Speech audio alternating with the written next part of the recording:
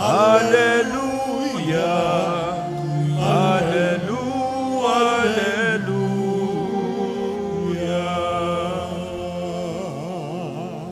Sumainyo ang Panginoon. At sumaiyo rin. Ang mabuting balita ng Panginoon ayon kay San Mateo. Papuri sa iyo, Panginoon.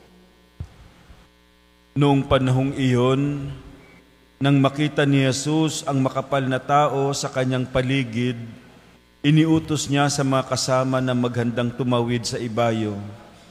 Nilapitan siya ng isang eskriba at sinabi sa kanya, "Guro, susunod po ako sa inyo saan man kayo pumaroon." Sumagot si Jesus, "May mga lungga ang mga asong gubat at may mga pugad ang mga ibon, ngunit ang anak ng tao ay wala man lamang matulugan o mapagpahingahan." Isa naman sa mga alagad ang nagsabi sa kanya, "Panginoon, maaari po bang umuwi muna ako upang ipalibing ang aking ama?" Ngunit sinabi sa kanya ni Jesus, "Sumunod ka sa akin at ipaubaya muna sa mga patay ang paglilibing ng kanilang mga patay." Mga kapatid, ang mabuting balita ng ating kaligtasan. Pinupuri ka namin, Panginoong Hesukristo. Maupo po ang lahat. Sa ating ebanghelyo, may isang eskriba na lumapit kay Jesus, gusto niyang sumunod sa kanya. Pero ang sabi ni Jesus, ang mga asong gubat ay may mga lungga, ang mga ibon ay may mga pugad, samantalang anak ng tao ay wala man lamang mapagpahingahan ng kanyang ulo. No? At meron din isang gustong sumunod kay Jesus.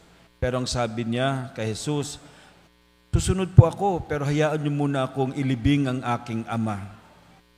Ang sagot ni Jesus sa kanya, "Hayaan mong ilibing ng patay ang kapwa nila patay." Mga kapatid, sa araw na ito, binibigyan tayo ng Panginoon ng isang napakahalagang desisyon para makasunod ng tama sa Kanya. Ito yung letting go of the people, letting go of our achievements, letting go of our desires, letting go of our worldly allurements in exchange of following the Lord. Ibig sabihin, gagawin nating priority ang Diyos sa buhay. Ang tanong, kaya mo bang gawing priority ang Diyos? Kaya mo bang unahin ang Diyos kaysa sa iyong pamilya? Kaya mo bang unahin ang Diyos kaysa sa iyong karir? Kaya mo bang unahin ang Diyos kaysa sa iyong sariling pangarap? Kaya mo bang unahin ng Diyos kaysa makamundong bagay? Kung ang sagot mo ay oo, yes, then you are ready to welcome the Lord. Naalala ko yung kwento ng isang binatilyo na gustong pumasok sa seminary. Inausap niya yung vocation director na in charge sa pagtanggap ng mga candidates for seminary formation. Ang sabi ng vocation director sa kanya, "Meron ka ba bang pamilya?" "Wala na po akong nanay at tatay." Sabi ng binatilyo, "Meron ka bang trabaho?" "Wala na po akong trabaho." "May girlfriend ka ba?" "Wala po akong girlfriend." "Meron ka bang gustong mangyari sa buhay mo?" Ang sabi niya, "Wala na po." No? Alam mo po, hindi siya tinanggap ng vocation director. Marahil magtataka kayo, bakit hindi siya tinanggap? Wala naman siyang pamilya. Alam niyo po, isang unang tinitingnan sa mga nag-a-apply, pumasok sa seminary, ay yung kung ano yung iiwan. No?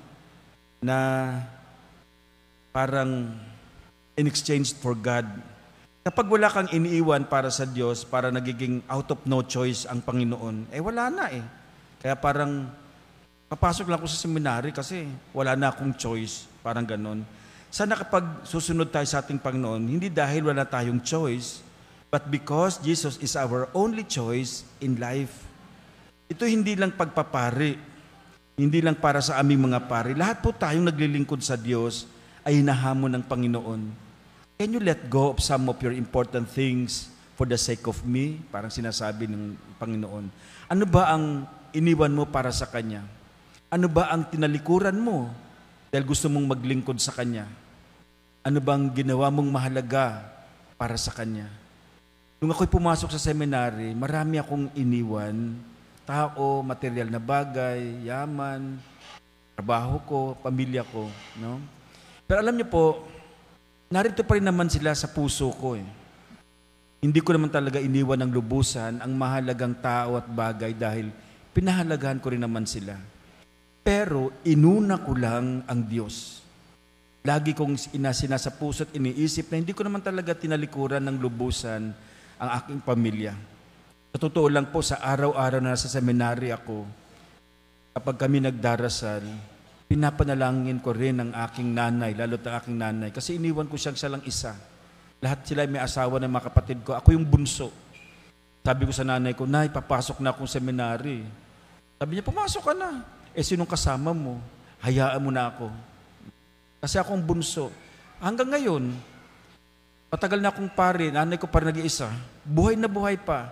Alam niyo po, natatakot akong pumasok dahil in and out ang nanay ko sa ospital. Kung nagtatrabaho ko, meron akong card para pag na-hospital siya, hindi na ako magbabayad. Binabayaran ko siya monthly, yung card. Pero sabi ko, Lord, iiwan ko nanay ko.